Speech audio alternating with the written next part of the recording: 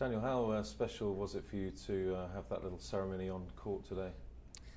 Well, I appreciate Novak coming out for sure. That was nice of him. I don't know if special, maybe a little embarrassing, a little bit proud, but don't know how to feel because obviously it's been a long time on tour at this tournament, and I feel fortunate to have played as many years as I have, and you get a lot of crap from the guys in the locker room for being the oldest player on tour, so it's mixed feelings. I mean, Novak was actually asked yesterday about the resurgence of Canadian tennis, but he just said your name straight away. It's like, this guy's been around for so long, he's done so much for the sport. Do you feel that you are that sort of flag bearer for this country?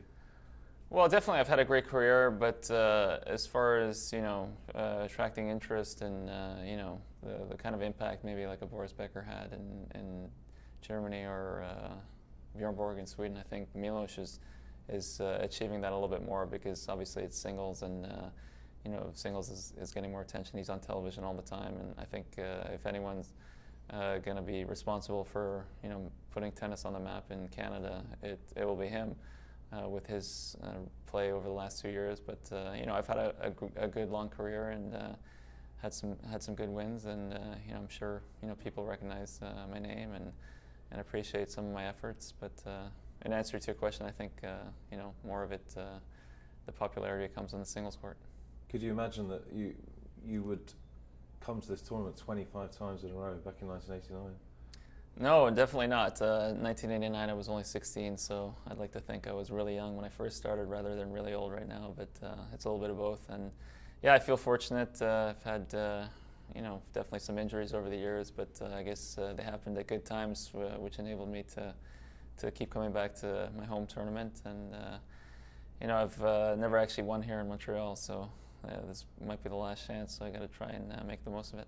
You have won absolutely everything else, though. I mean, is there one title that sort of stands out, Olympics or Grand Slams?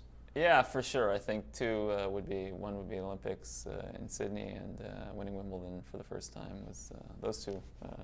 Just being an athlete, being able to compete in Olympics is a huge deal, and being able to win is even better. And being a tennis player, winning Wimbledon, playing at Wimbledon, all the above, the most tradition is the most exciting for a tennis player. But this is by no means a retirement interview, is it? No. I hope not. I hope when we did the ceremony out there today, they weren't telling me it's time for you to leave.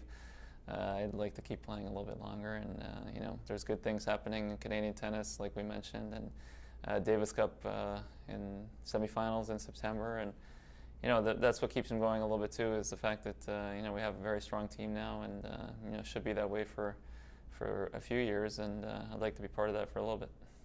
Just finally, we've seen this week the enthusiasm of the crowd, with obviously those singles guys as well. I mean, is that a really nice feeling to get to come to your sort of home country and yeah, play? For sure. I know all the guys that won yesterday. It's really special to all of them, and we all love playing here in Canada. This is a huge event, and this is what it's all about. What we put in the hard work for is to be able to play at events like this, and for these guys especially, playing on center court and winning the big matches and coming through is something that they cherish.